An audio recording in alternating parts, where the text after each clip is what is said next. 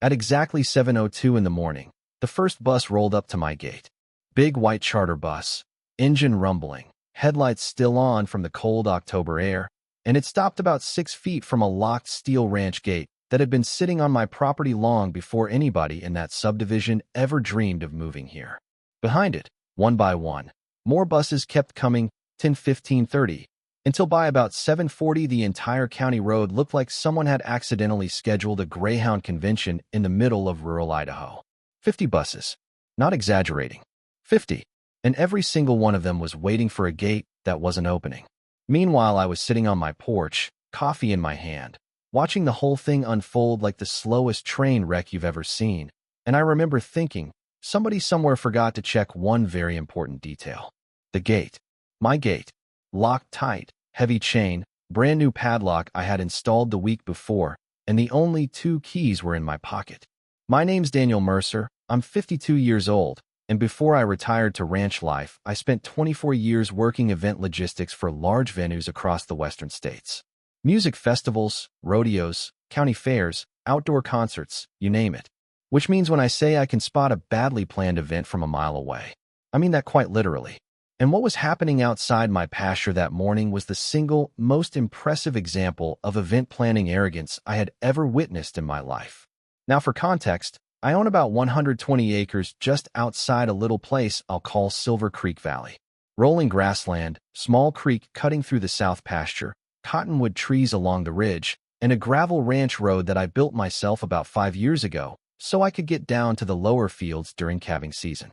That road runs about 3/4 of a mile across my land before connecting to a Forest Service trailhead.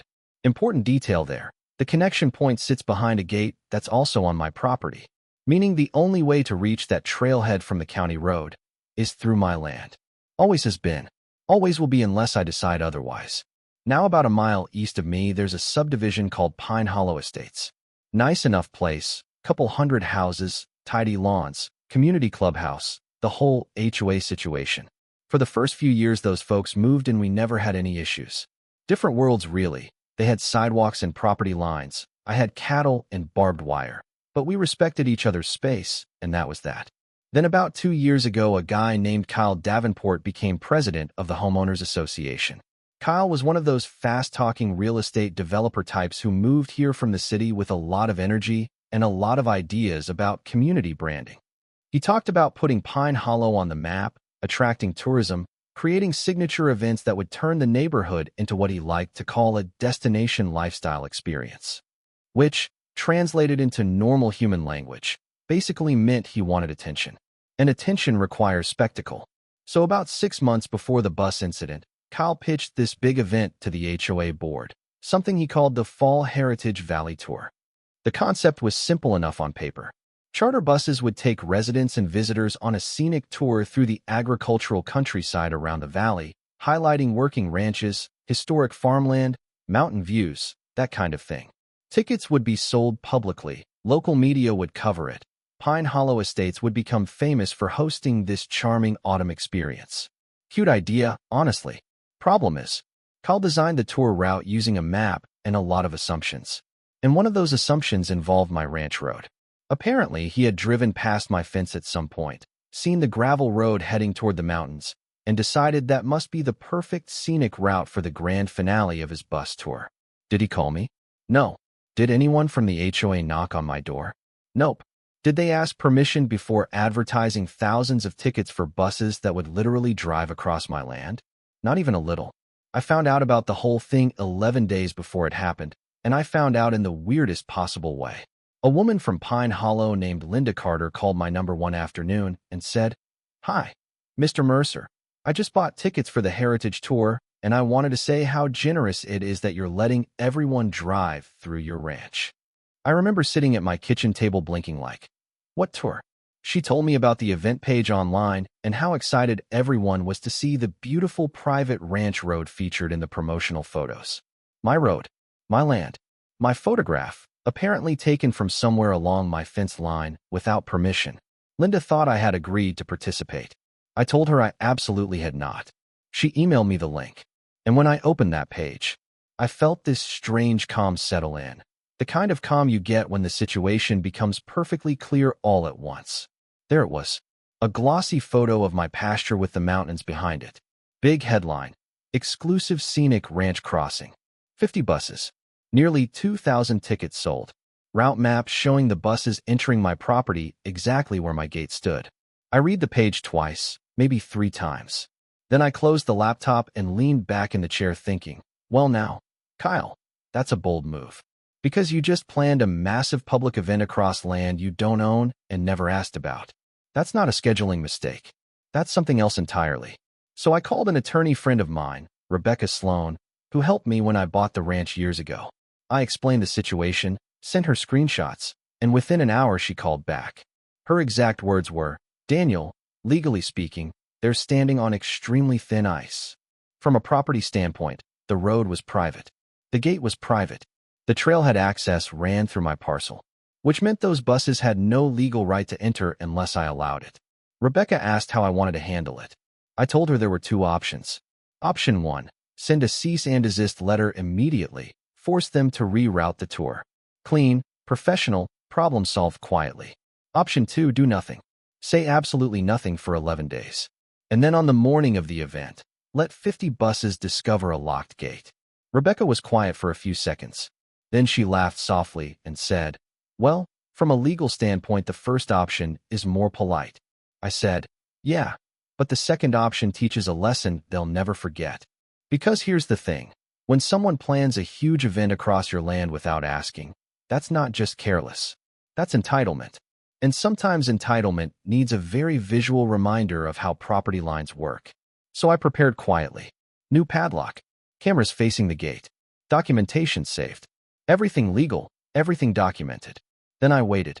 Which brings us back to that October morning. 50 buses, 1 locked gate, and a very confused HOA president about to walk across my fence line asking for a key. All right, let's pause the story for a second, because this right here is where things get interesting from a legal and psychological standpoint. When people hear a story like this, the first reaction is usually something like, well, why didn't the guy just let the buses through? And look, I get that instinct. Nobody wants to be the villain holding up 2,000 people on a Saturday morning. But the reality is, situations like this are exactly why property law exists in the first place. According to standard procedure, anytime an event organizer wants to route a tour, race, festival, or anything involving public traffic across land they don't own, they have to secure what's called explicit access permission. That can be a written easement, a temporary use agreement, or a liability waiver arrangement between the organizer and the landowner. The reason is simple. Once people step onto private land during a commercial event, the liability picture changes immediately. From a legal perspective, if one of those buses had slid into a ditch, or if a tourist had wandered off the road and gotten hurt near my creek, guess whose insurance company would suddenly be having a very uncomfortable conversation? Mine. And that's before we even talk about the promotional side of things. Because using photographs of private property in commercial marketing without permission, that opens another legal door most event planners would rather keep closed. But the legal side is only half the story. The other half is psychological. This is a pattern you see all the time with HOAs or enthusiastic community leaders who are used to making decisions inside a neighborhood where they have authority. They get comfortable operating within that little bubble of control, rules about lawns, parking, paint colors, all that. And eventually they start assuming that authority extends beyond the subdivision boundary. This is a psychological trap. Once someone starts thinking of themselves as the person in charge, they begin planning first and asking permission later, or sometimes not asking at all. And that works right up until the moment they encounter someone outside their system who simply says, no, which, as we're about to see, is exactly what happened next when Kyle Davenport walked up to my fence that morning and realized the gate in front of 50 buses wasn't a misunderstanding, it was a boundary. So there I am, sitting on the porch finishing the last half of my coffee, watching 50 buses idle on a county road that was definitely not designed for that kind of traffic, when I see a black SUV come flying down the line of vehicles like someone trying to reach the front of a parade that had suddenly stopped moving. The SUV stops right next to my gate, and out steps Kyle Davenport. Now I'd seen the guy before around town, tall, athletic build, always dressed like he was halfway between a business meeting and a hiking trip. expensive jacket, sunglasses, the kind of energy that says he's used to people getting out of his way. But the look on his face that morning, that was something different. Confusion first, then irritation, then the slow dawning realization that the situation might actually be real. He walked up to the gate, grabbed the chain, gave it a little shake like maybe it was decorative or something. It wasn't. Then turned around and looked at the long line of buses stretching back toward the highway. And finally his eyes drifted up toward my house where I was still sitting on the porch. Our eyes met from about 100 yards away. He took a breath, then started walking toward the fence line. Now I'm not in any hurry, so I set my mug down, stretch a little, and walk down the slope toward him. He stops on his side of the fence like we're about to have one of those polite ranch neighbor conversations about cattle getting loose. Except this one had 50 buses idling behind him. "Daniel Mercer?" he says, holding out his hand like we're meeting for the first time. I shake it once, firm, then let go. "That's me." He gives a quick smile, the kind that's trying to stay professional while the ground is shifting underneath it. "Kyle Davenport, president of Pine Hollow Estates. I think there's been a small misunderstanding about this gate." I tilt my head a little. "Oh." He gestures toward the buses. "We've got the Heritage Tour starting this morning. The route runs through here, and it looks like the gate might have been locked accidentally. Do you happen to have a key?" Now this is where my years in event logistics kicked in, because I could see exactly what stage of crisis management he was in. Stage 1, assumption. He assumed the problem was temporary, mechanical, something that would resolve itself the moment the right person showed up. So I gave him the most honest answer I could. "Yeah," I said. "I've got the key." His shoulders relaxed immediately. "Great, perfect. Would you mind opening it so we can get the buses through?"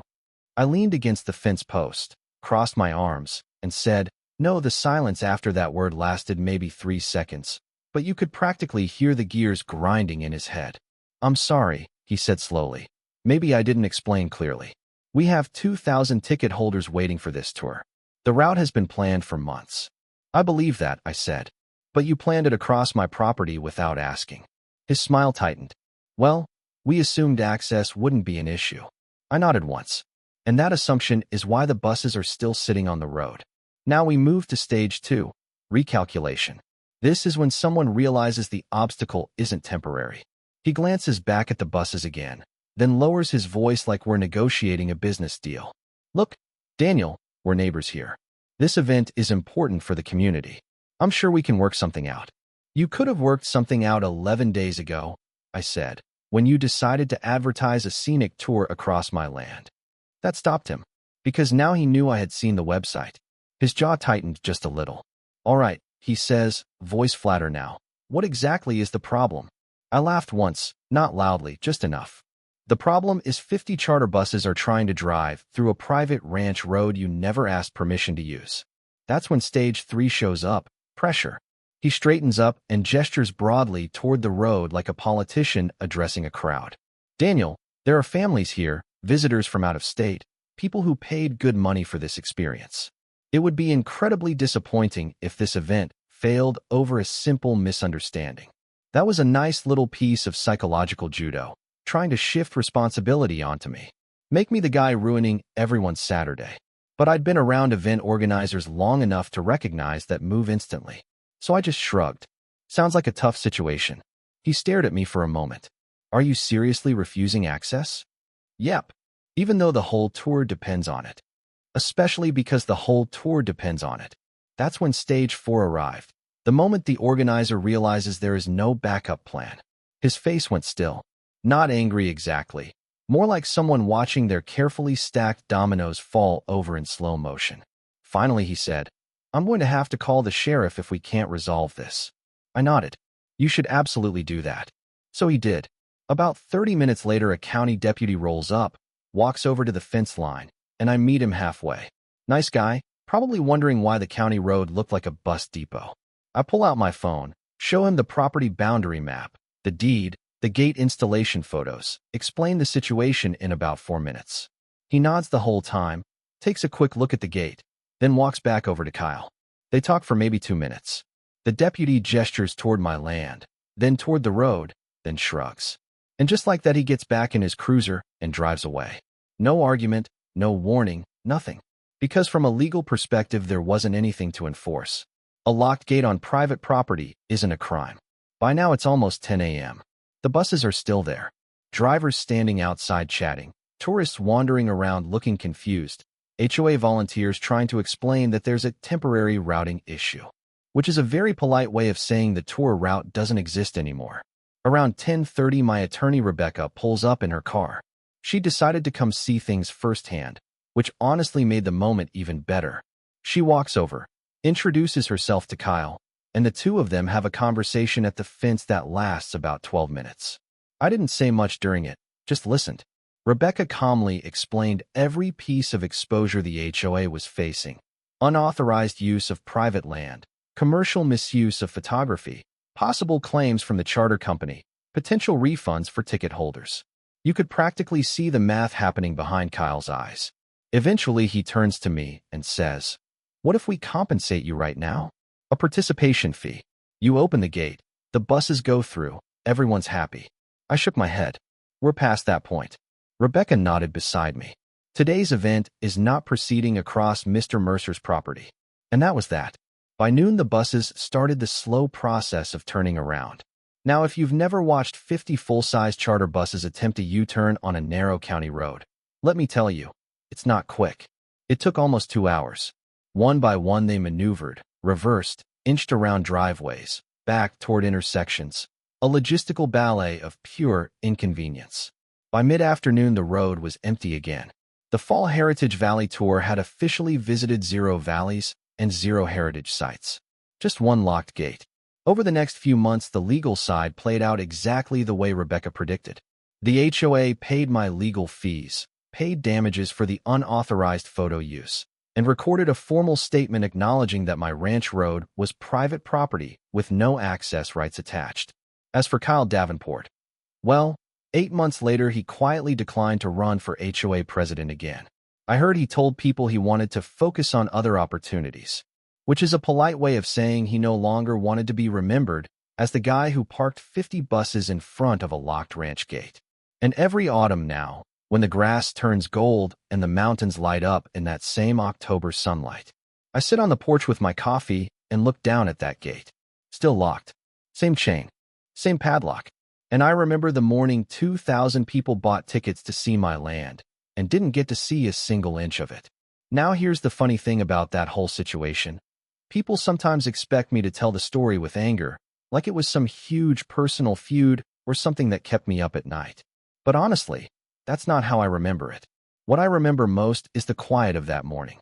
The way the sunlight hit the grass in the south pasture, the sound of those diesel engines idling in a long line down the road, and the strange calm feeling you get when you know exactly where you stand. Because when it comes down to it, this whole thing wasn't really about buses or tours or even Kyle Davenport. It was about something much simpler: boundaries. Real ones. Not the kind painted on curbs in a subdivision, but the kind that exist on maps, deeds, and fences that have been there for generations. From a legal perspective, property rights in this country are actually pretty straightforward. If you own land, you control who enters it. That principle has been baked into American law for a very long time. It's not complicated, it's not dramatic, and most of the time nobody even notices it because people respect those lines automatically. The trouble only starts when someone assumes access instead of asking for it. And assumptions, well, assumptions are funny things. They tend to feel perfectly reasonable right up until the moment reality says otherwise. The lesson here is not that someone should always slam a gate in another person's face.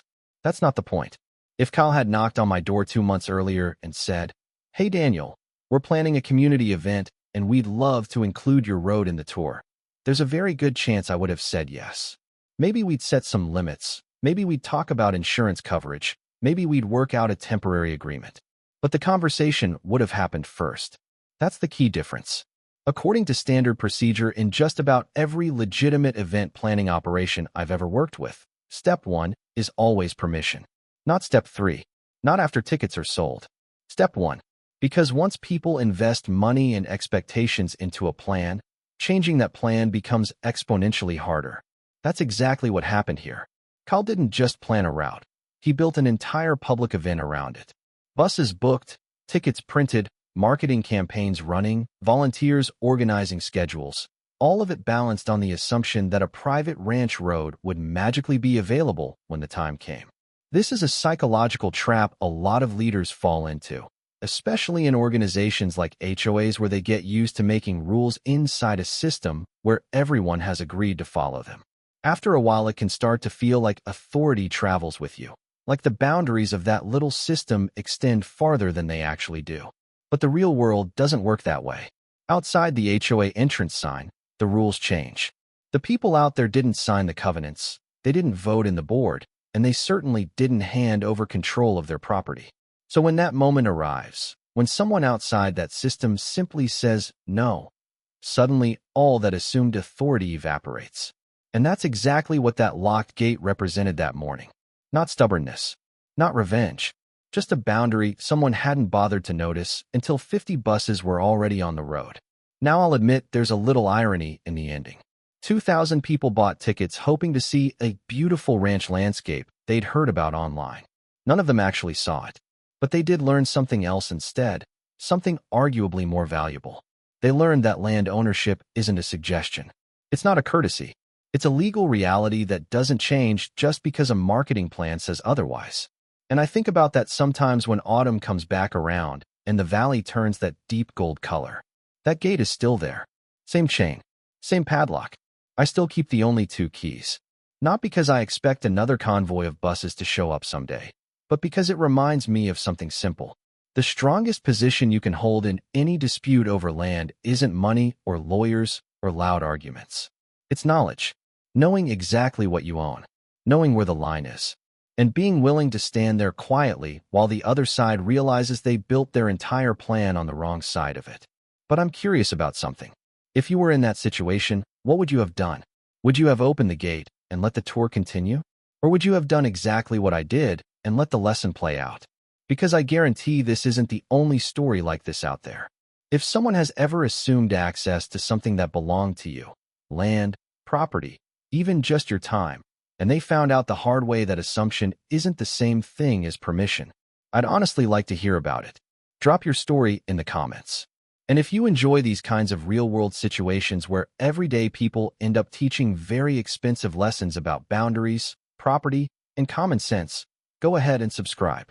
Because sometimes the most powerful thing a person can own isn't the land itself. It's the gate, and knowing exactly when to lock it.